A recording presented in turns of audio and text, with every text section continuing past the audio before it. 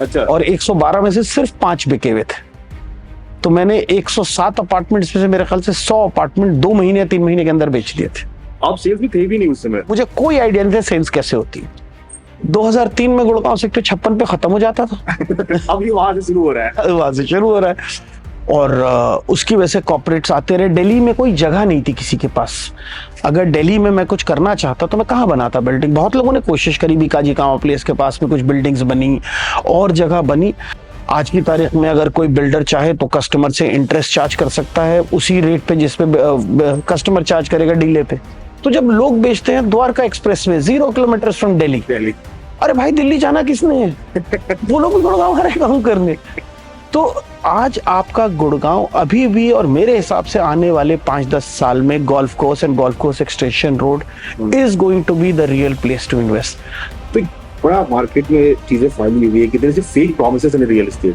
Developer channels बोलता कुछ और है, करता कुछ और है। तो इज दिस हैपनिंग? और ये एक माइंडसेट बना हुआ है। आपको अरालियास का एग्जांपल दूंगा। 2002-2003 में अरालियास 2000 रुपए स्क्वायर फुट था। आज आपको गोल्फ कोर्स एक्सटेंशन रोड पे 20,000 रुपए से कम कुछ मिलता ही नहीं है। आपके सामने है राइस। लेकिन क्या है, आप ये भी देखो कि 20 साल लगे। ये प्लीज जब तक पूरे पैसे ना हो ना उतरे, पंटर ना बने, इन्वेस्टर बने। हॉर्स राइडिंग में एक टर्म होती है जब रेस कोर्स में पंटर, क्यों जल्दी से पैसे लगा के जल्दी से कमा के भागना चाहता है। रियल एस्टेट आपके लिए नहीं है। Hello Amar ji, welcome to Grih Gyan. कैसे हो? Thank you. बिल्कुल बढ़िया, आप बताएं। सर, आप रियल एस्टेट में करीबन 30 साल से 3 डिकेड्स, कैसी रिसर्च जर्नी, कहाँ से स्टार्ट किया? मैंने स्टार्ट किया था 1993 में, तो 31 साल से ऊपर हो गए अब। अरे वाह। I started basically as a civil engineer. I'm a civil engineer by education. बहुत बढ़िया। तो मैंने बॉम्बे से शुरू किया था। I was at a site और पहले 5-7 साल मैंने सिर्फ बिल्डिंग बनाई। और बनाने के बाद एक दिन मेरे बॉस ने मुझसे ऐसे ही कहा, यार ये बिल्डिंग बिकती नहीं है। ये बॉम्बे की बात कर? ये बॉम्बे की बात, न्यू बॉम्बे की बात कर रहा हूँ, to be precise, a place called Airoli. Okay. तो उन्होंने कहा अगर तुम ये बिल्डिंग बेच सको, कोशिश करके देख लो, यंग हो, कोशिश करो। And as luck would have it, मुझसे वो बिल्डिंग बिक गई। पता नहीं कैसे, मुझे आज तक नहीं पता कैसे बिकी। And they were all direct sales. तो आप सेल्स में थे तो तब इंजीनियरिंग में थे? मैं इंजीनियरिंग में था। मैंने पूरी बिल्डिंग बेसमेंट से, मतलब बेसमेंट तो नहीं था उसमें, स्टिल्ट पे थी। स्टार्ट से लेकर के हैंडिंग ओवर तक पूरी बिल्डिंग बनाई। जो भी कस्टमर आता था मैं उसको ये बताता था कि इसमें इस कंपनी का वायर लगा है, इस कंपनी का सरिया लगा है, इस कंपनी का सीमेंट लगा है, क्योंकि मुझे उसके अलावा कुछ पता ही नहीं था। फिर लोग साइज पूछते थे तो ड्राइंग देख, इंजीनियरिंग ड्राइंग देख के उन्हें बताता था इतने बाय इतने का आपका बेडरूम। तो ऐसे करके उसको हमने बड़े उससे किया। और इत्तेफाक की बात, मुझे अभी तक याद है, उसमें 112 अपार्टमेंट्स थे। अच्छा। और 112 में से सिर्फ 5 बिके हुए थे। तो मैंने 107 अपार्टमेंट्स में से मेरे ख्याल से 100 अपार्टमेंट 2 महीने या 3 महीने के अंदर बेच दिए थे। आप सेल्स भी थे भी नहीं उस समय? मुझे कोई आइडिया नहीं था सेल्स कैसे होती है। ये चमत्कार किया कैसे? ये मुझे भी आज तक राज नहीं पता। हो गया बस। Then after that I had a very good boss. His name was Mr. Anurag Govind. okay. He was a veteran from Ansels. तो उसके बाद फिर उन्होंने मुझे, अगला प्रोजेक्ट हमने किया which was a mall. उसमें उन्होंने मुझे लीजिंग सिखाई। मैंने कंस्ट्रक्शन भी किया उस मॉल का। और उन्होंने मुझे लीजिंग भी सिखाई कैसे होती है, फिर लीज करके कैसे बेचा जाता है, मैंने वहाँ वो सीखा। okay. फिर उसके बाद एक और मॉल शुरू किया। उसके बाद 2003 में मैं दिल्ली आया। okay. तो कुछ टाइम ICICI बैंक में था। उसके बाद फिर मैंने पारस ज्वाइन करी। okay. वहां से जर्नी शुरू हुई सेल्स की। फिर मैं आईरियो में था, उसके बाद सेंट्रल पार्क में था, फिर वापस आईरियो गया, फिर ऑरिस में था, अब यहाँ हूँ। सो आपने दिल्ली NCR को बदलते हुए देखा है, मुझे लगता है पिछले 30 सालों में दिल्ली NCR बहुत बदला है। बहुत बदला है। अगर मैं आपसे पूछूं कि पहले का दिल्ली NCR और अब के दिल्ली NCR में क्या चेंजेस आप देखते हो? सबसे बड़ा चेंज तो हाई राइज बिल्डिंग्स देखता हूँ। ओके। क्योंकि I was born brought up in Delhi, तो मैं तो बचपन से देखा है। पिछले 54 साल से देखता आ रहा हूँ, मतलब 50 साल से तो याद, 45-50 साल से तो मुझे याद है। सिर्फ घर हुआ करते थे, एक आध ऊंची बिल्डिंग हुआ करती थी नेहरू प्लेस में, कनॉट प्लेस में, राजेंद्र प्लेस में, यही ऊंची बिल्डिंग थी दिल्ली में। Otherwise Delhi by itself by nature has a flat structure. Correct. It's a low, unlike Bombay, this is a low rise city. तो जब गुड़गांव, नोएडा आए धीरे धीरे, इनफैक्ट गुड़गांव में भी 2003 में जब मैं वापस आया हूँ बॉम्बे से, और मैं गुड़गांव में 2004 में शिफ्ट हुआ था, तो बहुत कम बिल्डिंग्स थी जो प्राइमरली डीएलएफ ने बनाई थी, आंसर्स ने बनाई थी। 2003 का गुड़गांव कैसा दिख रहा था? 2003 में गुड़गांव सेक्टर 56 पे खत्म हो जाता था। अब ये वहां से शुरू हो रहा है। वहां से शुरू हो रहा है। सिर्फ एक गोल्फ कोर्स रोड हुआ करती थी, और उसके बाद सबसे पहले गुड़गांव, बिकॉज मैं रियल एस्टेट से था पहले से, दिल्ली से आया जाया करता था गुड़गांव 93 में, जब मैं कॉलेज में था तब की बात बता रहा हूँ। तो गुड़गांव ने पहला जो था वो डीएलएफ फेज 3 बनाया था, करेक्ट, जहां डबल स्टोरी बिल्डिंग हुआ करती थी। That's what I have heard. हम उस जमाने में यहाँ पे एक जगह हुआ करती थी दिल्ली 32nd माइलस्टोन, वहां पे एक पब हुआ करता था बहुत फेमस, वहां आया करते थे अपनी जवानी के दिनों में, जब कॉलेज वगैरह में हुआ करते थे तो वहां आया करते थे। तो that was Gurgaon for us 93 तक, 94 तक। उसके बाद तब कुछ एक मुझे अभी तक याद है, पहला हाई राइज गुड़गांव का, if I am not mistaken, DLF phase 1 में सिल्वर कुछ नाम है उसका। तो that was the first high rise. मैं उसके बाद जब 2004 में आया तो मैं रिजवुड में था, क्योंकि बीच में 10 साल में था नहीं, बॉम्बे में था। तो रिजवुड था, रीजेंसी पार्क था, ये सब बिल्डिंग्स बनी थी डीएलएफ फेज 4 में। तो और उसके बाद ये गवर्नमेंट सोसाइटीज थी सेक्टर 56 में, या एक आरडी सिटी थी, या मतलब कुछ दूर दूर पे पॉकेट्स में था गुड़गांव, बट इतना डेंस नहीं था। जैसे one of the biggest surprises for me as a real estate person is कि सबसे पहले बसी गोल्फ कोर्स रोड, उसके बाद सबसे पहले एमजी रोड आई, फिर गोल्फ कोर्स रोड आई, उसके बाद सडनली सोना रोड आ गई, और सोना रोड के बाद गोल्फ कोर्स स्टेशन रोड उसके बहुत बाद में आई। तो गुड़गांव का ग्रोथ तो हम सबने देखा है। जैसे मुझे याद है, if my memory serves me right, अरालियास 2000 या 2200 का था 2002-2003 में। आज हम सबको रेट पता है दहलियास किस रेट पे बिक रहा है, किस रेट पे बिक रहा है। करेक्ट। कमिलियास में 100 करोड़ के अपार्टमेंट बिक रहे हैं। तो हमने वो फिनोमिनल, उस जमाने में मेरे ख्याल से 5000 स्क्वायर फुट का था, तो अगर आप 2000 रुपए का रेट पकड़िए तो 1 करोड़ रुपए का अपार्टमेंट था। अपार्टमेंट भी 100 करोड़ बिक रही है। नहीं चलिए, वो कमिलियास बना, दहलियास बन रहे हैं नए, बट लोकेशन तो सेम ही है, वो गोल्फ कोर्स भी सेम ही है। बिल्कुल सही है। तो इन्होंने एनहांस किया, गोल्फ कोर्स नया बनाया, बट वो विसिनिटी तो सेम ही है। गुड़गांव इतना बदला, मतलब मैं आपसे पूछूं कि आपके हिसाब से तो मेजर रीजन क्या रहा इस ड्रास्टिक चेंजेस का? ड्रास्टिक मेरे ख्याल से the rise of the IT industry, और उसकी वजह से कॉर्पोरेट्स आते रहे। दिल्ली में कोई जगह नहीं थी किसी के पास। अगर दिल्ली में मैं कुछ करना चाहता तो मैं कहाँ बनाता बिल्डिंग। बहुत लोगों ने कोशिश करी, बीकाजी कामा प्लेस के पास में कुछ बिल्डिंग्स बनी और जगह बनी, बट दिल्ली में पर से हाई राइज बन नहीं सकता था, इतने लोगों का मॉडर्न बिल्डिंग्स के लिए जगह नहीं थी दिल्ली में। तो नोएडा और गुड़गांव चूज किए गए। गुड़गांव को एक एयरपोर्ट का फायदा हुआ, दूसरा यूपी में लॉ एंड ऑर्डर सिचुएशन खराब है थोड़ी सी, ठीक है। तो Gurgaon, Haryana has a much better law and order situation compared to UP. तो उस वजह से these were the factors which according to me contributed, and then of course credit has to be given to DLF. Okay, ठीक है। अगर मैं sales की बात करूं तो तब के रियल एस्टेट का सेल्स के तरीके क्या थे? क्योंकि तब के रियल एस्टेट के सेल्स के तरीके अलग थे और अभी के रियल एस्टेट सेल्स के तरीके अलग है। उस दोनों में क्या डिफरेंस है? मेरे ख्याल से सबसे बड़ा डिफरेंस अगर किसी कंपनी ने लाया था तो वो आईरियो थी। Okay. आईरियो was came like a breath of fresh air into the market, new ideas. Luckily उसका मैं भी एक पार्ट था। गुड़गांव में लोगों को लग्जरी समझ में आई, और जैसे आज भी अगर मैं जिसको नोएडा में लग्जरी कहते हैं और जिसको गुड़गांव में लग्जरी कहते हैं, दोनों में जमीन आसमान का फर्क है। तो लोगों ने उसके पैसे देने को लोग मेंटली तैयार हुए। भाई अच्छी चीज चाहिए तो वो महंगी होती है, इट्स ह्यूमन नेचर, मतलब market, that's the way the world works. तो हमारा जो मार्केट है, लोगों को लग्जरी समझ में आई, और गुड़गांव में बिल्डर्स ने लग्जरी बनानी शुरू की, एंड एक्सेप्टेंस आया। फिर of course with the advent of RERA चीजें बदली, जो मिस कम्युनिकेशन था वो धीरे धीरे ठीक हुआ। गुड़गांव का बिल्डर और कस्टमर दोनों इस वक्त ये बात जानते हैं कि हम अच्छी चीज देंगे तो कस्टमर अच्छी चीज लेगा, और कस्टमर सोचता है कि मैं अच्छे पैसे दूंगा तो मुझे बिल्डर अच्छी चीज देगा। तो इट्स गोना सी चेंज। अब वो भेड़ चाल नहीं बची। Then came in the advent of investors, जिन्होंने पैसा लगाया कि यार जिससे रेट्स बढ़े। तो इन्वेस्टर, जैसे फॉर एग्जांपल कोई भी प्रोजेक्ट शुरू होता है तो शुरू में इन्वेस्टर्स आते हैं। We call it in real estate the 80-20 rule. उस जमाने में जब 2003 में इन्वेस्टर्स नहीं थे, एक एंड यूजर आया करता था दिल्ली में, गाड़ी से आता था, देखता था अपार्टमेंट, देखता कोई शो अपार्टमेंट देखता था, ड्राइंग्स देखता था, उसके बाद वो एक बिल्डर पे ब्लाइंड ट्रस्ट करके चलता था। फिर बीच में 2003 में और आज में बीच में अगर आपको याद हो, जैसे द्वारका एक्सप्रेस वे बहुत डेवलप हुआ 2000 मेरे ख्याल से 10 वर्ष के आसपास, बहुत अच्छे रेट्स थे। और जैसे मुझे याद है क्योंकि माइकल शूमाकर या मारिया शारापोवा, मेरे ख्याल से बिल्डिंग्स बनी भी नहीं कभी, तो कस्टमर ने के बहुत हाथ जले। तो फिर the customer started gravitating towards different builders. तो फिर जो जो डिलीवरी करता चला गया उसके साथ कस्टमर्स आते चले गए, इसीलिए बहुत से ऐसे लोग आए और चले गए मार्केट में। हाँ।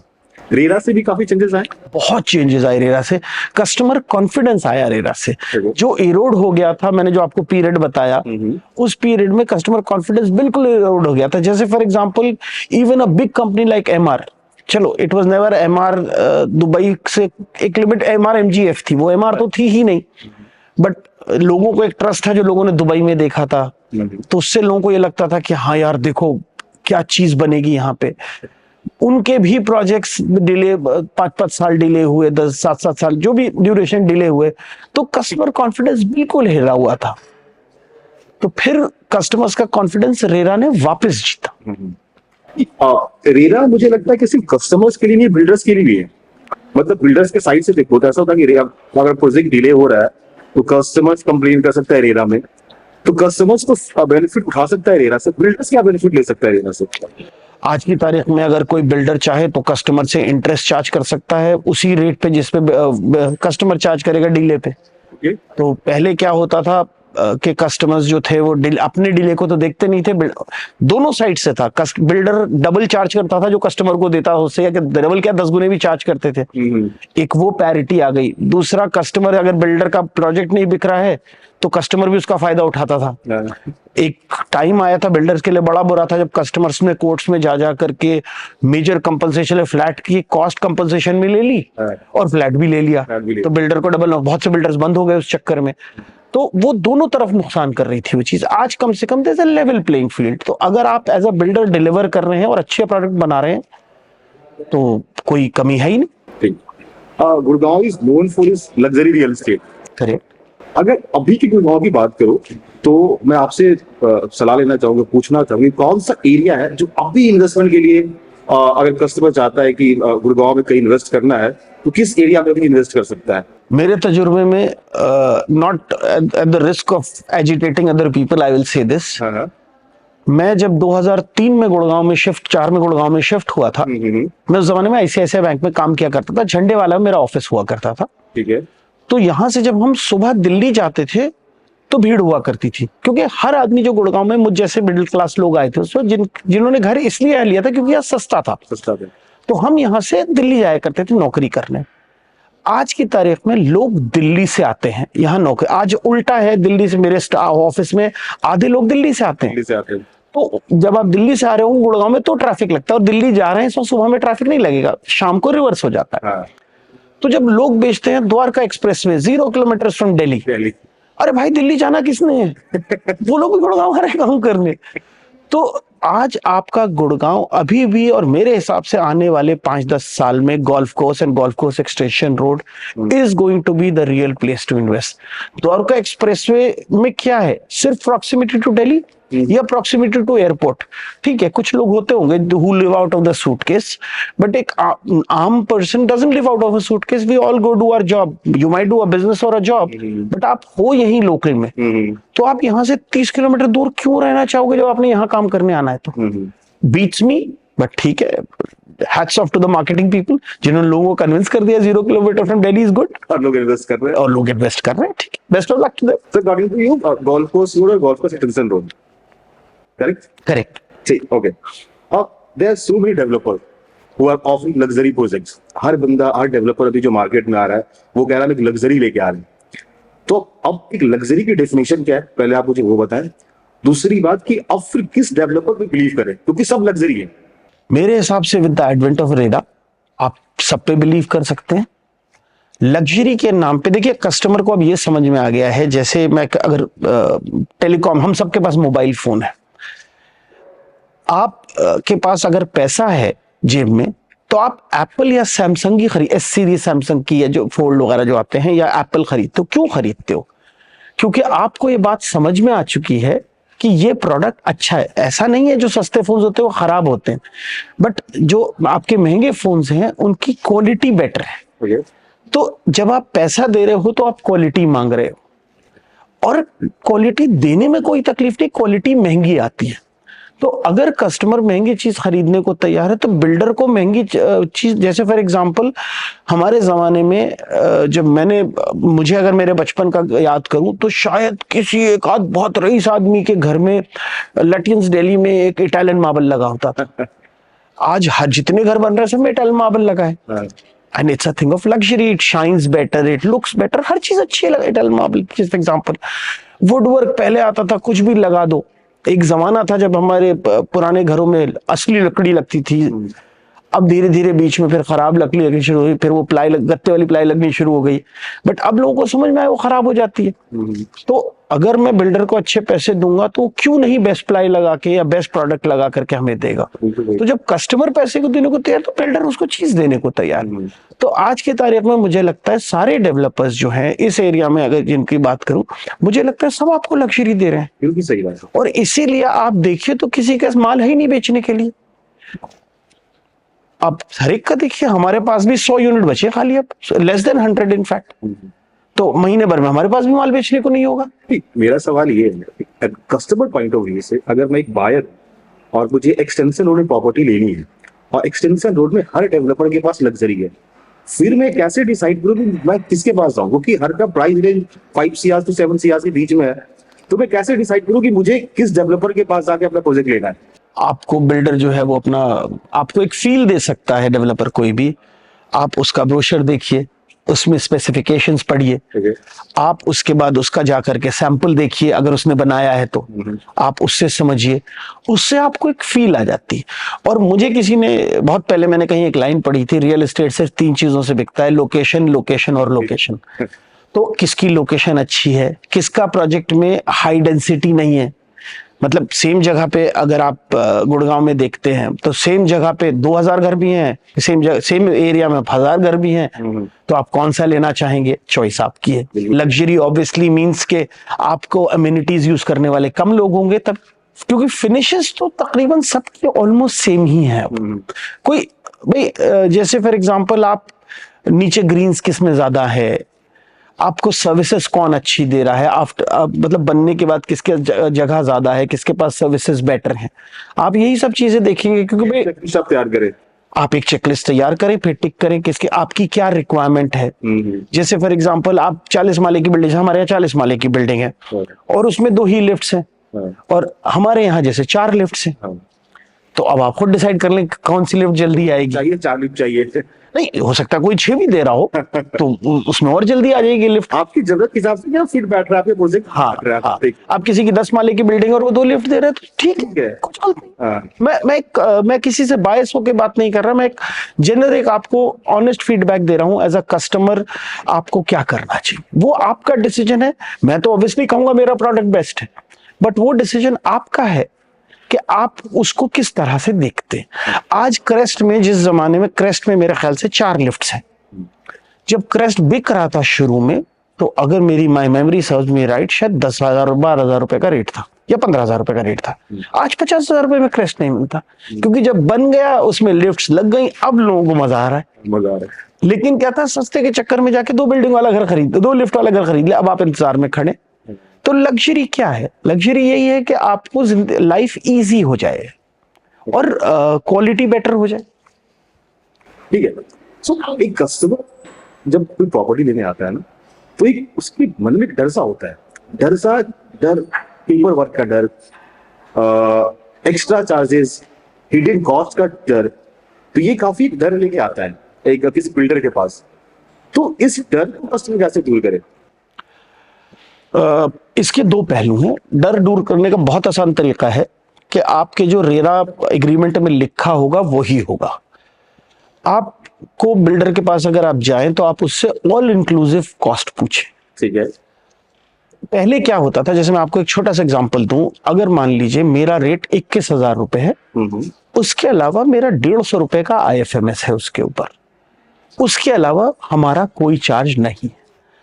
अब क्या होता है, कस्टमर अब मैं कस्टमर को, अगर मेरे पास एक तरकीब और है, मैं कस्टमर को बोलूं इसमें मेरा 2,000 रुपए का मान लीजिए ईडीसी आईडीसी है, तो 19,000 रुपए का रेट हो गया। मैं कोई चार्ज और लगा दूं कि भाई किसी XYZ कार पार्किंग लगा दूं, पीएलसी तो चलिए अलग होती ही है, ठीक है, कार पार्किंग लगा दूं, क्लब चार्जेस लगा दूं, ये घटाता रहूं तो मेरा रेट मान लीजिए 17,500 रुपए आ गया।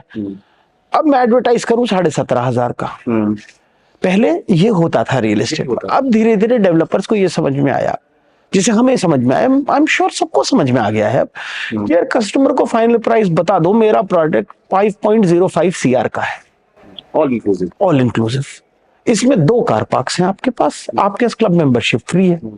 जो मेंटेनेंस है वो कस्टमर भी इतना समझदार है कि भाई जो एनुअल मेंटेनेंस होगी किसी भी चीज को मेंटेन करने की, वो आपने देनी है, आपका अपना घर है, तो आप आपकी अपनी सोसाइटी है।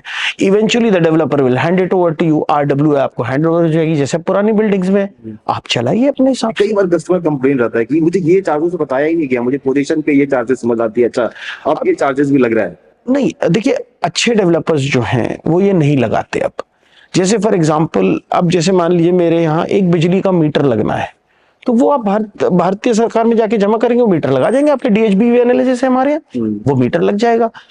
पुराने जमाने में हुआ करता था, बहुत से डेवलपर्स जैसे मान लीजिए आपसे उन्होंने चार्ज लगा दिया इलेक्ट्रिफिकेशन का, जी क्या है ये, बोले जी हमने जेनसेट लगाया है। बट धीरे धीरे कस्टमर्स को, अब रेरा में जब कस्टमर्स गए और कस्टमर्स वहां से जीतने शुरू हुए, तो अब कस्टमर को भी ये कॉन्फिडेंस आ गया है, डेवलपर को भी ये कॉन्फिडेंस आ गया है कि यार मैं एक बार को महंगी चीज बता करके अपने पैसे ले लूं ना, मुझे क्या करना है, मैं सब प्राइस बिल्ट इन करके ले लेता हूँ। करेक्ट। अच्छा, मुझे बताया थोड़ा अबाउट फॉरेस्ट डेवलपर, कि हाउ फॉरेस्ट डेवलपर स्टार्टेड और इसकी जर्नी कब शुरू हुई और कैसे स्टार्ट हुई। Forest Developers is a 10-year-old company. Okay.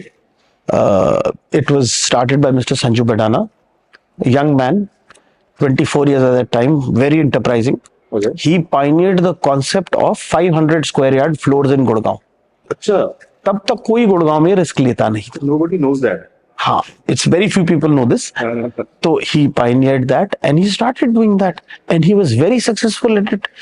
Then the next thing he did was Ansel Essentia में प्लॉट्स थे पीछे की तरफ, जो एरिया निगलेक्टेड पड़ा था अंसल्स की तरफ से, he took the risk of buying those plots। वो 300 गज के प्लॉट्स थे और अराउंड दैट साइज, और उसमें रोड्स तक उन्होंने खुद खड़े होकर बनवाई। अच्छा, तो जिसको हम लो राइज कहते हैं, अगर आप मान लीजिए हरियाणा से बाहर जाएंगे, जैसे फॉर एग्जांपल अगर आप पंजाब जाएंगे, मैंने वहां भी काम किया है, तो पंजाब में गवर्नमेंट पास करती है and it's called low rise this development. But Haryana में हमारे पास वो ऑप्शन है कि हर प्लॉट को इंडिविजुअली हम स्टिल्ट +4 बना सकते हैं, वहां पास कराना पड़ता है, तो IF कहलाता है, वहां भी इंडिपेंडेंट फ्लोज, लेकिन वो गवर्नमेंट से पास कराने पड़ता है। तो उस तरह की उस फील्ड की चीज बनाई, करते करते फिर ये डिसाइड किया कि हम लग्जरी में उतरे। तो अब ये हमारा पहला उबर लग्जरी प्रोजेक्ट है। थोड़ा बताएं द ऑरम के बारे में, इस प्रोजेक्ट के बारे में, क्या प्रोजेक्ट है, इसमें क्या क्या एमिनिटीज है। ऑरम हमारा 10 एकर्स का प्रोजेक्ट है। 10 एकर्स जी, ओके। 10.05 एकर्स का प्रोजेक्ट है हमारा, टू बी प्रिसाइज। इसमें 483 अपार्टमेंट्स हैं। ओके। 243 हम अभी लॉन्च करा है हमने फेज 1 में, इन टावर 3, 4 एंड 5, जिसमें आपका स्टिल्ट और ग्राउंड और फर्स्ट फ्लोर पे आपका क्लब है, और सेकंड फ्लोर से 42nd फ्लोर तक आपके अपार्टमेंट्स हैं। ओके। तो और आपका ऑलमोस्ट 80% ओपन एरिया है, आपका 1 लाख स्क्वायर फुट का क्लब है। 1 लाख स्क्वायर फुट जी। ओके। उसके बाद आपकी जो अम्यूनिटीज में डिटेल में नहीं जाना चाहूंगा, बहुत टाइम लग जाएगा। आप यूनिकनेस बताएं इसको। सबसे यूनिक चीज जैसे है इसकी, जैसे मैंने बताया, लोकेशन है। लोकेशन ऑफ कोर्स आपके सामने सिर्फ अरावलीज है, उसके कुछ नहीं है। आपके पीछे टाटा रायसीना है, बट आपके सामने सिर्फ अरावलीज है। 2 अपार्टमेंट्स 2 अकोर है, जाके इसका मतलब 3 साइड से खुले। बहुत से लोग उसको मार्केटिंग गिमिक में 4 साइड ओपन भी कह के बेचते हैं। 270 डिग्री व्यू, हम 270 कहते हैं because we believe in being honest, कि 4 साइड ओपन तो हो ही नहीं सकता कोई भी अपार्टमेंट, फिर तो सिंगल अपार्टमेंट 2 टावर हो जाएगा। करेक्ट। बट ठीक है, मार्केटिंग ट्रिक्स है, हम उसमें नहीं पढ़ना चाहते। हम ईमानदारी से कहते हैं 3 साइड ओपन है। तो आपको अरावली का व्यू हमेशा रहेगा, जैसे here nature is your neighbour, because मेरे और अरावली के बीच में एक 60 मीटर की रोड है। तो उसके बाद पूरा अरावली व्यू है आपका। आप जब सुबह उठेंगे आपको कभी कुछ दिखेगा ही नहीं। फिर मैंने जैसे आपसे बताया 2 अकोर है, 4 लिफ्ट्स हैं, 80% ओपन एरिया है। आप आइए, देखिए, you should get a feel of it. So जब लग्जरी की बात करते हैं ना, तो कस्टमर काफी कुछ डिमांड करते हैं, बहुत सारा चीज एक्सपीरियंस करना चाहते हैं उस लग्जरी में। तो उस ऐसा क्या, आगे यूनिकनेस की बात कर रहे थे, ऐसे 3-4 क्या पॉइंटर्स हम दे सकते हैं जो उस लग्जरी लेवल को मैच कर सकते हैं इस प्रोजेक्ट में? इस प्रोजेक्ट में हर चीज है जो आप लग्जरी लेवल से मैच करना चाहें। जैसे जैसे जैसे for example concierge services. Okay, आपके पास कॉन्सियर्ज सर्विसेज हैं, आपके पास 2 अपार्टमेंट्स 2 अकोर हैं, आपके पास ओपन एरियाज हैं, आपके पास state of the art gym होगा, आपके पास लगून शेप स्विमिंग पूल है, आपके पास बड़े बड़े गार्डन्स हैं। मतलब जो चीजें आप चाहते हैं अपार्टमेंट के, अगर मैं अंदर जाऊं तो अगर आप उसका लेआउट देखेंगे, it's a unique layout design by Hafeez contractor. Apartment में हमारे शुरू होता है 2407 से, and 3562 is the large 2407 is a 3 bedroom plus servants, and the largest is 3562, it's a 4 bedroom plus servants. क्या कॉस्ट पड़ती है अपार्टमेंट की? हमारे वी स्टार्ट एट 5.05 CR, हमारा 21,000 रुपए का रेट है ऑल इंक्लूसिव। आप अपने आप मल्टीप्लाई करके नंबर निकाल सकते हैं depending on the size that you choose. ठीक है। सो एक बायर जो होता है जब रियल एस्टेट पे अपनी कदम रखता है, रियल एस्टेट की तरफ आगे बढ़ता है, तो एक बड़ा मार्केट में चीजें फैली हुई है कि there is fake promises in real estate. Developer channels बोलता कुछ और है, करता कुछ और है। तो इज दिस हैपनिंग? और ये एक माइंडसेट बना हुआ है।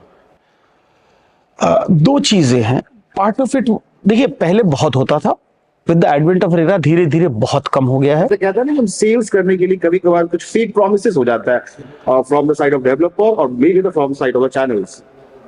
देखिए मैं या फिर एक ये मिथ है। मैं आपको जैसे एक एग्जांपल दूं, अगर मैं ये कहूं कि मेरे फोन में AI है, आर्टिफिशियल इंटेलिजेंस है, अब अगर आप आर्टिफिशियल इंटेलिजेंस का मतलब ही कुछ और निकाल लें, क्योंकि ना मैं टेक्निकल आदमी हूं ना मान लीजिए आप हैं, आपने सोचा कि आर्टिफिशियल इंटेलिजेंस का आप कोई भी मतलब निकाल लीजिए, और कल को आप जाके कहिए यार मुझे तो सैमसंग के बंदे ने, या सैमसंग, जैसे मेरे पास सैमसंग है मैं यूज करता हूं, तो सैमसंग के मुझे सेल्समैन ने कहा था कि इसमें AI है, उससे हर चीज आसान हो जाएगी। अब ये मेरे इंटरप्रिटेशन पे भी है, मैं किस चीज को कैसे इंटरप्रेट कर रहा हूं एज अ बायर। अक्सर जैसे मैं जब आपसे बंदा कहता है कि जी हम आपको लग्जरी दे रहे हैं, अब आप लग्जरी में अगर मान लीजिए वो एक रिप्रेजेंटेशन कर रहा है आपको अपने सैंपल में, आप किसी भी सैंपल में चलिए, वो सोफा रखा हुआ है। अब मुझे नहीं पता कि, क्योंकि मैं जनरली कस्टमर से डायरेक्टली बहुत कम डील कर पाता हूँ, द टीम डज इट, कि मेरे टीम मेंबर की गलती है, मेरे चैनल पार्टनर की गलती है, कस्टमर के समझने की गलती है कि कस्टमर ने अज्यूम कर लिया कि ये सोफा उसको मिलेगा। हो सकता है चैनल पार्टनर ने कैसे, तो हो सकता है मेरे टीम में बने, लेकिन जिसने भी कहा है या कस्टमर ने समझा, तीनों गलत।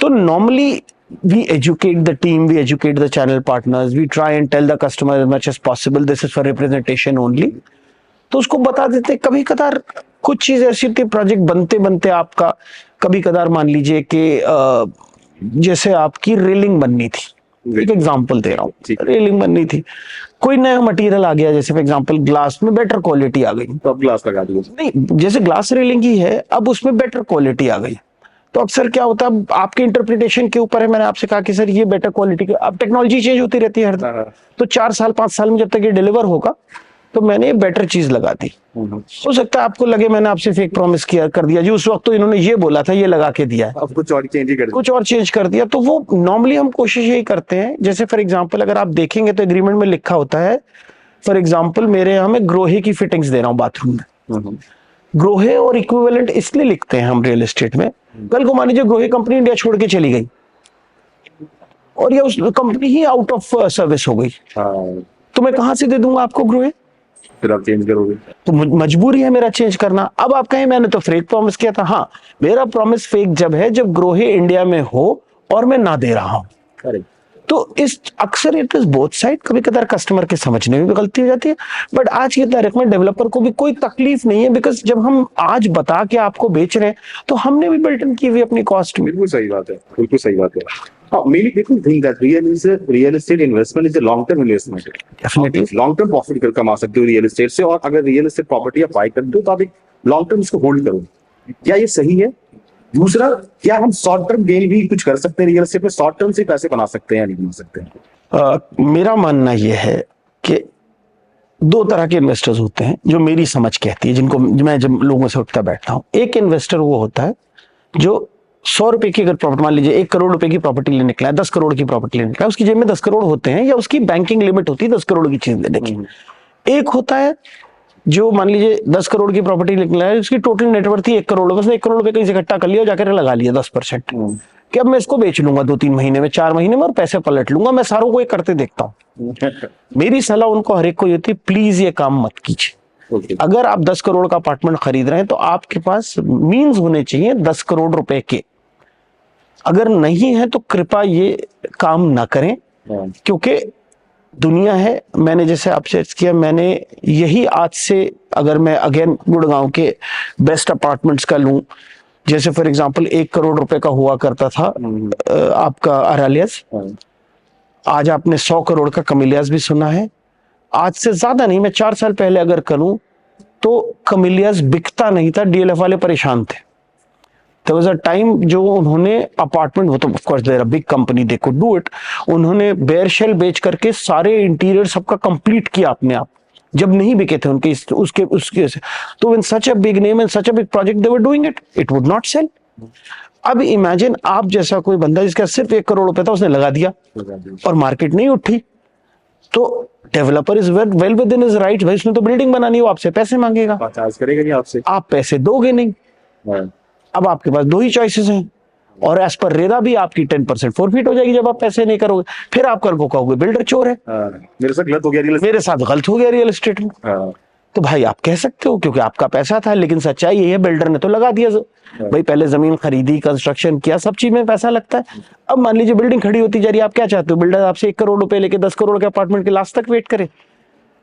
तो ऐसे लोग ही मार्केट में ज्यादा अफवाह फैलाते हैं कि जो हमारा नुकसान हो गया, क्योंकि आप उतरते गलत इंटेंशन से हो। अगर आपके पास 10 करोड़ रुपए हैं और मान लीजिए मार्केट, भाई टिपिकल रियल एस्टेट साइकिल ये दिखाती है कि जैसे साइकिल चलती है कि भाई up then it stabilises, sometimes it goes down then again goes up. Because अगर आप देखें गुड़गांव में, तो आज आपको गोल्फ कोर्स एक्सटेंशन रोड पे, आज से जैसे मैं अगेन आपको अरालियास का एग्जांपल दूंगा, 2002-2003 में अरालियास 2000 रुपए स्क्वायर फुट था। आज आपको गोल्फ कोर्स एक्सटेंशन रोड पे 20,000 रुपए से कम कुछ मिलता ही नहीं। आपके सामने है राइस, लेकिन क्या है, आप ये भी देखो कि 20 साल लगे, तो आपको ये तो दिखता है कि इसका पैसा राइस किया है, लेकिन ये भी तो देखो ना बीच में साइकिल्स आए हैं। तो अगर आपके पास पैसा पूरा था, मान लीजिए आपके पास 10 करोड़ रुपए थे, आपने 10 करोड़ रुपए का अपार्टमेंट खरीदा, आपने उसकी पूरी पेमेंट कर दी, तो आज आप देख लो आप कहां पहुंच गए। Real estate is a long term goal, it is always a long term investment. You might get lucky, for example you might catch the cycle at the right time. जैसे फॉर एग्जाम्पल मान लीजिए ये product इस वक्त 20,000 रुपए का, जहां हम बैठे 21,000 रुपए का आपने 21,000 में खरीद लिया, और आपने 5 साल के होराइजन से खरीदा, और अगले 2 साल में रेट 50,000 रुपए हो गया, तो आप 2 साल में एग्जिट कर सकते हैं। That option is always available to you. But मान लीजिए नहीं हुआ 50,000, तो आपके पास फिर ये तो होना चाहिए ना कि मैं इसको सस्टेन करूं और इंतजार करूं कि जब 50,000 पहुंचेगा तब बेचूंगा। अच्छा, आपको उधर पहले कहते शॉर्ट टर्म गोल्स पे नहीं चलना चाहिए। अगर 10 करोड़ का बजट है आपका, तो एटलीस्ट आपके पास 10 करोड़ होना चाहिए। Correct. आप 1 करोड़ रुपए लेके मार्केट में ना घुसे, अदरवाइज लॉस होने के चांसेस ज्यादा है। करेक्ट। क्या आपको ऐसा नहीं लगता कि ये जो ज्ञान है, ये जो इंफॉर्मेशन है, ये कहीं ना कहीं हमारे तरफ से बाईपास हो रहा है, हमारे तरफ से, हमारे चैनल्स की तरफ से या बिल्डर्स की तरफ से प्रोजेक्ट्स को बेचने के लिए? नहीं, मैं तो कभी किसी से नहीं कहूंगा। अब कोई कस्टमर आए तो मैं उससे पहले दिन ये तो नहीं पूछ सकता क्या तुम्हारे पास 10 करोड़ रुपए, मान लीजिए 10 करोड़ का अपार्टमेंट ले रहा है, तो आप ये बिलीव है कि नहीं कि ऐसा मार्केट में होता है कि चैनल्स फोन करते हैं कि सर 10% दे दो, आई विल प्रॉमिस कि मैं आपको एग्जिट दिला दूंगा, 30% दे दो, एग्जिट आपको अगले 1 साल मिल जाएगा। देखिए, मैं किसी थर्ड पार्टी पे ऊपर नहीं कह सकता। मान लीजिए भाई दैट इज देयर बिजनेस। मेरी टेबल पे अगर आएगा तो मैं तो उससे एग्रीमेंट साइन करके लेता हूं कि मुझे 100% पैसा देगा। रेरा एग्रीमेंट में क्लियरली लिखा हुआ है। अब उसका कोई अगर चैनल पार्टनर है, क्योंकि channel partner is a go between a developer and a customer. एक मिसकंसेप्शन मार्केट में है कि जी डेवलपर का चैनल पार्टनर होता है। डेवलपर का चैनल पार्टनर नहीं होता। Channel partner is a independent entity जो डेवलपर से फीस लेता है। बिल्कुल सही बात है, क्योंकि और डेवलपर फीस बढ़ा के देता है ताकि कस्टमर को ना देनी पड़े। अल्टीमेट तो हर चीज कस्टमर ही दे रहा है जो खरीद रहा है भाई। चैनल पार्टनर की फीस जो डेवलपर को दे रहा है, डेवलपर कुछ पैसा जमीन में लगाता है, कुछ पैसा कंस्ट्रक्शन में लगाता है, कुछ डेवलपर का अपना प्रॉफिट होता है और कुछ चैनल पार्टनर को जाता है। पैसा तो at the end of the day customer से ही आता है ना डेवलपर को। ये भी सही बात सच्चाई तो यही है रियल एस्टेट। हाँ। तो इसलिए जो है बिल्कुल क्लियर है। तो अब जो कस्टमर है, अगर चैनल पार्टनर के, अगर या तो कस्टमर डायरेक्ट बिल्डर के पास आए तो बिल्डर उसको प्रॉमिस कर सकता है, लेकिन अगर चैनल पार्टनर कुछ उसको प्रॉमिस कर रहा है तो ये होता होगा मार्केट में, ऐसा नहीं, मैं नहीं कह रहा नहीं होता, but then that is between should the channel partner then trust the customer trust the channel partner, that's the channel customer's choice। हम तो उसको हमेशा यही सिखाते हैं, हमारे पास जो भी आएगा भाई, आप किसी भी डेवलपर के एग्रीमेंट में रेरा में लिखा होगा कि ये अपार्टमेंट मान लीजिए 5.05 सीआर का है, मेरे 3 बेडरूम के अपार्टमेंट में लिखा हुआ होगा, और आप उस पर साइन करके देंगे और मैं आपको टाइम बताऊंगा इस दिन आप पेमेंट करेंगे। मैं जैसे फॉर एग्जांपल मेरा है कि भाई 30% मेरा टाइम लिंक्ड है, फिर 20th फ्लोर के बाद 10% है, फिर सुपर स्ट्रक्चर का 30% है, पोजीशन पे 30% है। तो जब आपने मुझे उस पर साइन करके दिया है तो मैं तो ये मान के चलूंगा ना कि आपके पास पैसा है। अब आपने किससे क्या ज्ञान लिया है उसका लिए तो जिम्मेदार बिल्डर नहीं हो सकता। सही बात है। आफ्टर कोविड में देख रहा हूँ बड़े साइजेस की डिमांड बढ़ गए। मतलब पहले साइजेस हुआ करते थे 1600, 1800, 2200, अब साइजेस स्टार्ट हो रहे 2400, 2600, 4000 के साइजेस। ऑल ऑफ सडन ये शिफ्ट कैसे हो गया? मतलब छोटे साइज से बड़े साइजेस की ओर आप प्रॉपर्टी की प्राइस भी बढ़ रही है, आप साइजेस बड़े हो रहे हैं। हाँ, आप लग्जरी की तरफ मूव कर रहे हैं। लग्जरी क्या होती है बेसिकली? जैसे अगर मैं पुरानी भाषा में कहूं तो पुराने जमाने में क्या होता था, ये राजा है, इनका महल है, महल में 100 कमरे होते थे, राजा 100 कमरे में तो नहीं सोता होगा। तो धीरे धीरे वो that was luxury in the olden times. तो फिर उनके मान लीजिए कोई मिनिस्टर थे या वजीर कहते थे, जो भी कहते थे उनको टर्म्स को, जो छोटे होते थे राजा उनके छोटे महल होते थे, जो गरीब आदमी होता था उसका झोपड़ा होता था। तो अब क्या हुआ, मिडिल क्लास आदमी को भी धीरे धीरे जैसे जैसे अपार्टमेंट आपका बड़ा होता जाएगा, आज the richest people stay let's say in a Camellias that's the high 100 crore का अपार्टमेंट, लेकिन वो साइज भी तो बड़ा है ना। साइज भी तो जितना साइज बढ़ेगा बेसिक पे लग्जरी से एसोसिएटेड विद लग्जरी, जैसे जैसे आप लग्जरी आपकी बड़ी होती जाएगी वैसे वैसे आपके अपार्टमेंट के साइजेस बड़े होते जाएंगे। Because unlike Bombay, north India, Delhi for example, NCR has a lot of space, तो हमारे पास वो ऑप्शन है। और हम बचपन से बड़े घरों में रहते हैं एनसीआर में, तो हमें बड़े घरों की चाहत भी रहती है कि भाई गुड़गांव कैसे बसा। लोग दिल्ली में कोठी बेचते थे और गुड़गांव में घर लेते थे। मान लीजिए कोठी इसमें 3 भाइयों की है, अब वो बिकी, तीनों ने एक घर ले लिया और पैसे भी बच गए। तो अब जब वैसे ही पैसा आ रहा है तो आप बड़े घर में शिफ्ट होना चाहते हैं। तो हमने बात की कस्टमर्स क्या क्या चैलेंजेस फेस कर रहे हैं। अब मैं बिल्डर की तरफ से आता हूँ कि बिल्डर्स जब एक प्रोजेक्ट प्लान करता है और एक प्रोजेक्ट डिलीवर करता है, उसके बीच बिल्डर्स क्या चैलेंजेस फेस करता है? बिल्डर का बिगेस्ट चैलेंज होता है that he has to arrange for funds to construct the building. तो बहुत से बिल्डर्स जो हैं वो चैलेंज यही फेस करते हैं। जैसे हमने इस चैलेंज को ओवरकम करने के लिए किया, कौटिल्य फंड से हमने टाई अप किया है टू फॉर कंस्ट्रक्शन, तो they will fund us for construction. तो बिल्डर को कंस्ट्रक्शन के अलावा, अब जैसे आजकल एनजीटी का बैन चल रहा है, ऐसी चीजें होती है छोटी छोटी, वरना एज सच एनवायरमेंटल के इश्यूज हैं, गवर्नमेंट रेगुलेशंस हैं, but they are all good, they're for our own good. Builder को एज सच अगर बिल्डर के फंडिंग इन प्लेस है तो कोई चैलेंज है ही नहीं। Only thing he has to see is quality.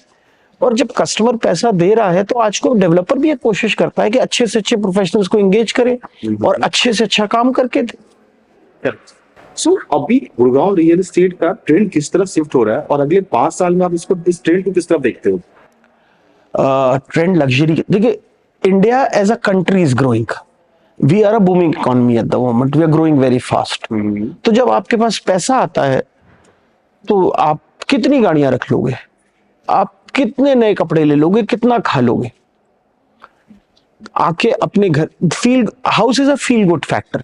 Correct. सोने को तो आप कहीं भी एक बेड लगा के सो जाएंगे, बट फील गुड फैक्टर क्या है कि आपके पास बड़ा घर हो, आपके पास अगर आप एक महंगी गाड़ी खरीदते हैं या महंगा फोन खरीदते हैं तो उसमें फीचर्स ज्यादा होते हैं, क्वालिटी अच्छी होती है।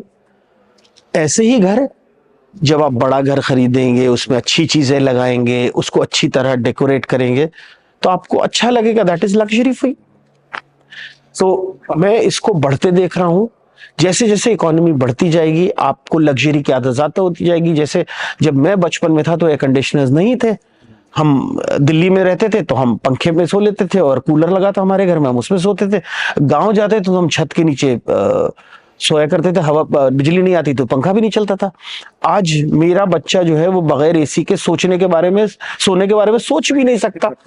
उसके लिए मतलब अगर एसी ना हो तो इट्स मतलब उस गर्मियों में वो सोच ही नहीं सकता। तो क्या हुआ, वी मूव टुवर्ड्स लग्जरी। आज मैं भी नहीं सो सकता, मैं बचपन में सो लेता था, मेरे डैड सो लेते थे, आज मेरे डैड भी नहीं सो सकते बगैर एसी के। तो दैट इज, अब हमें धीरे धीरे लग्जरी की आदत होती जा रही है।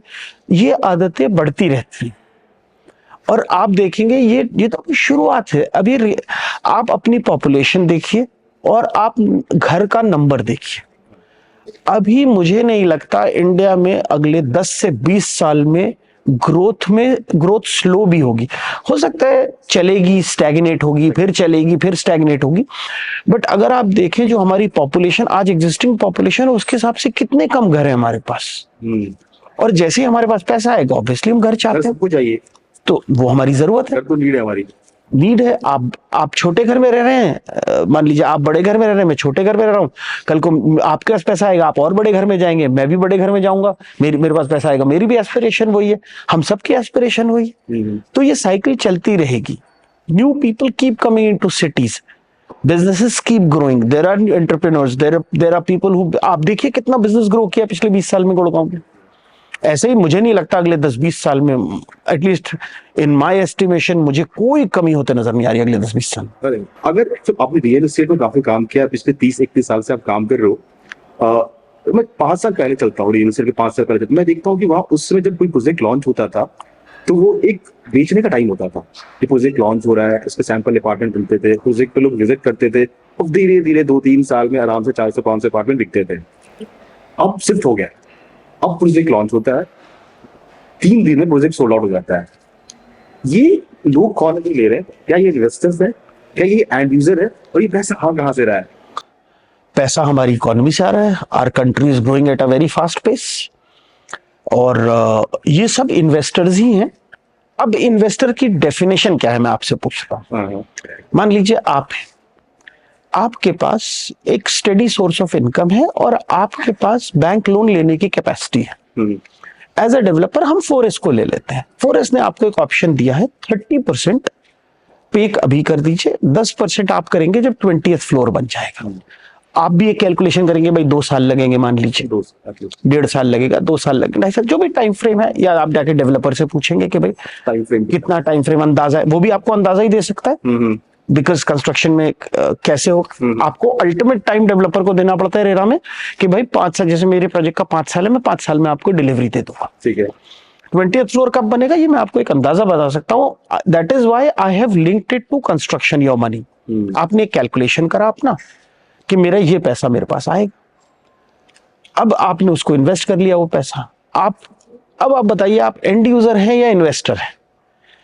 आप घर में रह भी रहे हैं, मान लीजिए आप, let's say for argument sake, आप कहीं गोल्फ कोर्स रोड पे किसी घर में रह रहे हैं और आप बेटर लोकेशन पे एक्सटेंशन में, क्योंकि पीछे यहाँ लग्जरी ज्यादा है जिसमें आप रह रहे हैं, आपने पहले लिया था, सेक्टर 56 में आपने किसी सोसाइटी में घर लिया था, ठीक है, आप इसमें अल्टीमेटली शिफ्ट भी होना चाहते हैं, लेकिन आपके मन में मान लीजिए 2 साल में आपका ये रेट 40,000 रुपए हो गया। अब बताइए आप इन्वेस्टर है या एंड यूजर है? तो आप बेच देंगे, आप बेच देंगे, तो मैं आपको कैसे एंड यूजर कह लूं? अब वो धीरे धीरे ना, जो एक पहले पुराने घर से लगा हुआ करता था, बिकॉज क्या था जी, हमने इसमें, हमारे पुराने जमाने में दिल्ली में एक भाषा यूज की जाती थी, सरिया पेल के डाला है हमने घर में, क्योंकि आप घर बनवाते थे खुद, तो आपका एक इमोशनल, हमारे दादाजी, हमारे पिताजी यहाँ पैदा हुए थे, तो there was an emotional attachment. वो अटैचमेंट धीरे धीरे अब कम होता जा रहा है। You not attach to the house anymore, you invest in it, you shift in it. The moment you have more money, you want to shift to a better. Again, मैं पुराने वाले क्वेश्चन पे आ रहा हूँ कि there are many developer जो luxury plan कर रहे हैं, लग्जरी लॉन्च कर रहे हैं. Why people will choose Forest developer? Because Forest is giving you some of the best amenities and facilities that you can think of. And it has the best location, one of the best locations in Gurgaon. Okay. बहुत कम project से कह सकते हैं कि उनके सामने से आपको हमेशा अरावलीज दिखेगा। बहुत कम ये कह सकते हैं। बिल्कुल सही। तो जिस तरह के हैं, आप लग्जरी की डेफिनेशन पे पूरी तरह खरा उतरता है। हर चीज जो आपको लग्जरी में चाहिए वो इसमें है। Okay. एंड ऑफ कोर्स अब कल को आप इसको कमिलिया से कंपेयर करेंगे तो वो ऑब्वियसली दो bigger apartments, the price is higher. तो the price that we are talking about, I think it's a steal today. आप बहुत कम दाम में बहुत अच्छी चीज ले पा रहे हैं, ये मेरा अपना ओपिनियन है। और अगर आप इसको आज लेंगे तो कल को you will all your life see, या जो भी इस घर में रहेगा, आप अगर बेच भी देते हैं तो कल को जो रहेगा उसको he have the best views. It has one of the best locations. आज से 5-6 साल के बाद आपको क्या लगता है कि एक्सटेंशन पे क्या प्राइसेस हो सकते हैं? मैं प्राइस के बारे में कुछ कमेंट इसलिए नहीं करना चाहूंगा क्योंकि मैं 2000 कितना ग्रोथ देखते हैं? मैं 2003 में ना, मेरी जो कंपनी के चेयरमैन थे उन्होंने खरीदा था कमिलियाज, सॉरी अरालियाज में घर, और उनकी सेक्रेटरी का फोन आया, मैंने उनका फोन लिया तो उन्होंने मुझसे पूछा तुम्हारे ख्याल से ये रेट 2000 का कहाँ पहुंच जाएगा? तो मैंने उनको खुश करने के लिए अपने ख्याल से पार्ट सच पार्ट झूठ होता है ना कि भाई बॉस को बुरा भी ना लगे और काम भी हो जाए, तो मैंने बोला सर मुझे लगता है ये 10 साल में 7-8 हजार रुपए तो हो जाना, 3-4 गुना तो हो जाने चाहिए। हमसे हो जाएगा। तो हाँ, और मैंने उनको रीजन ही दिया था, it's a golf property and India में it's one of the first golf properties, और दुनिया भर में गोल्फ प्रॉपर्टीज ग्रो। तो जबकि मैं, मेरा दिल में दुख में डबल हो जाएगा इतने साल में।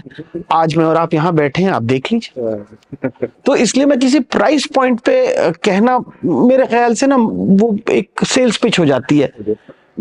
भाई 50,000 रुपए का रेट भी हो सकता है, लाख रुपए का रेट भी हो सकता है, 20,000 22,000 भी हो सकता है। मतलब मैं मार्केट किस तरह से, क्योंकि देखिए रियल एस्टेट एक कोई ऐसा नहीं है कि सिर्फ रियल एस्टेट ग्रो करता है, रियल एस्टेट नहीं ग्रो करता है। आप एज एन इकोनॉमी ग्रो करते रहेंगे, कल को कोई कैलामिटी हो जाए, कुछ हो जाए, हमारी कंट्री का प्रोजेक्शन टुवर्ड्स ग्रोथ है इस वक्त।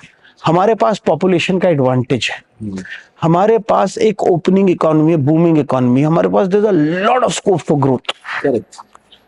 तो क्योंकि आज जैसे अगर अब जो लोग, मैं चाइना कभी गया नहीं पर्सनली, और बहुत जगह गया हूँ डेवलप्ड कंट्रीज में, जैसे मैं बहुत जगह गया हूँ, लेकिन अगर मैं, लोग जो चाइना जाते हैं, जो या जो मैंने वीडियोस देखे, चाइना हमसे बहुत साल आगे है।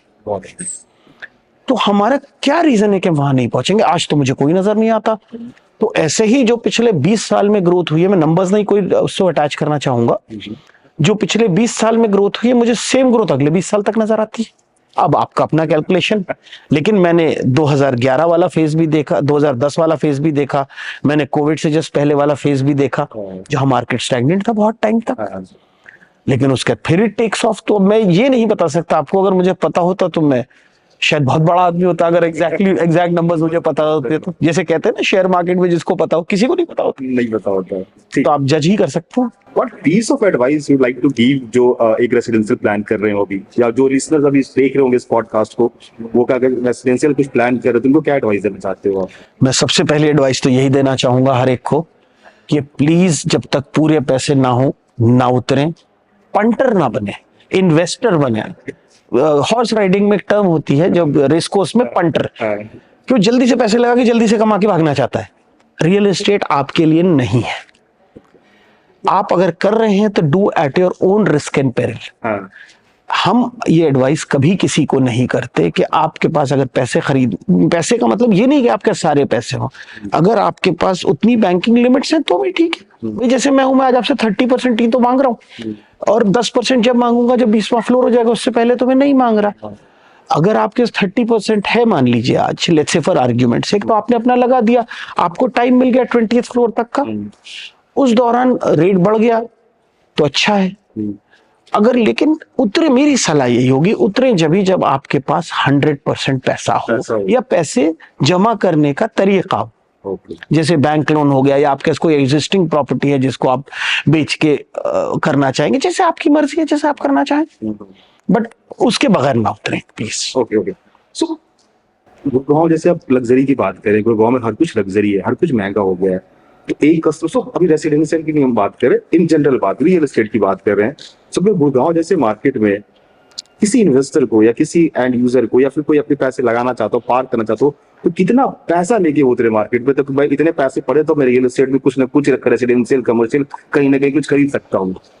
बहुत वैरायटी है गुड़गांव में, आपको गवर्नमेंट स्कीम्स हैं जहां आपको 25 लाख रुपए 30 लाख रुपए में अफोर्डेबल का घर मिलता है, गुड़गांव में ही है, बिल्कुल सही बात है। आप वो ले सकते हैं। हाँ, आपके पास 100 करोड़ है, आप कमिलेज में जाकर के ले सकते हैं। अभी I believe DLF is launching a new project, नहीं प्रोजेक्ट वो उससे भी महंगा है शायद, मुझे उसका एग्जैक्ट, उन्होंने लॉन्च नहीं किया इसलिए उसके बारे में एग्जैक्ट नॉलेज नहीं है, हियर से है तो मैं उसको कहना नहीं चाहूंगा, बट आप देखें आपके सामने है, तो आप 25 लाख रुपए से लेकर के और 100 करोड़ तक का तो हमारे सामने, हमने सुना ही है, भाई अखबार में भी आया था कि 100 करोड़ का घर बिका। करेक्ट। तो आप जहां दिल चाहे ले सकते हैं, गवर्नमेंट की स्कीम्स आती रहती हैं, डेवलपर्स में भी आप छोटी दुकानें होती हैं, आप वो सस्ती ले सकते हैं, तो आप कुछ भी ले सकते हैं डिपेंडिंग ऑन आपकी रिस्क एपेटाइट क्या है, आपकी रिक्वायरमेंट्स क्या हैं। जैसे फॉर एग्जांपल आपकी ड्रीम है शॉप खोलने की, तो आप शॉप ले सकते हैं, आप घर लेना चाहते हैं घर ले सकते हैं। गुड़गांव में ऐसा नहीं, देखिए हम एक गलती और क्या करते हैं कि हम गुड़गांव को गोल्फ कोर्स रोड या गोल्फ कोर्स एक्सटेंशन रोड से ही जोड़ देते हैं। आप न्यू गुड़गांव भी है, द्वारका एक्सप्रेस वे भी है, सोना ओल्ड गुड़गांव भी है, चलिए सोना तो अलग जगह हो गई, बट डेवलपमेंट गुड़गांव के बगल में ही है, बिल्कुल साउथ ऑफ गुड़गांव है, सोना भी है, वहां सस्ते अपार्टमेंट्स भी हैं आपके।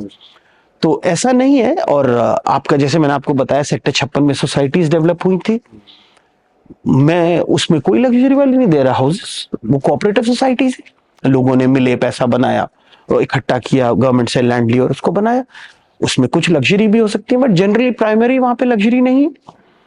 तो वो आपके हार्ट ऑफ गुड़गांव में है आज, तो हर जगह हर तरह की चीज।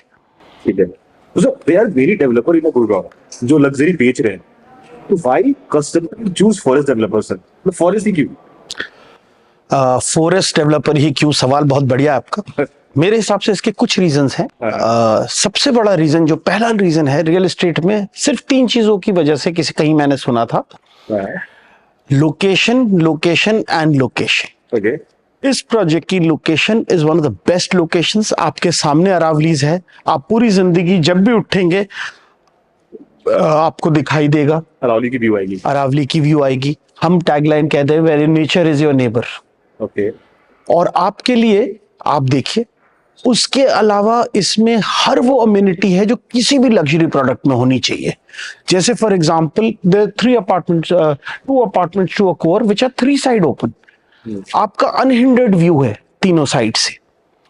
उसके बाद आपका 80% ओपन एरियाज हैं, 80% ओपन एरियाज, आपका 1 लाख स्क्वायर फुट का क्लब हाउस है। ओके। आपके पास हर वो अम्यूनिटी और फैसिलिटी है, मैं उसमें डिटेलिंग में नहीं जाऊंगा, वक्त बहुत लग जाएगा, वरना मेरे पास तो पूरी एक लंबी लिस्ट है। बट हर चीज जो आप लग्जरी में सोच सकते हैं। क्या पेमेंट प्लान है इसमें सर? इसमें पेमेंट प्लान हमारा जो है वो 30% आपको विद इन 4 months देना है, 10% on completion of the 20th floor, 30% on completion of the super structure and 30% on offer of possession. यहाँ ऐसा नहीं है कि जी ओसी अप्लाई हो गई तो इतना, आपको लास्ट का 30% जब घर लेने अपना पोजेशन पे आएंगे उस वक्त देना है। बहुत बढ़िया। Thank you Umesh ji, thank you for your time. Thank you very much for having me. Thank you.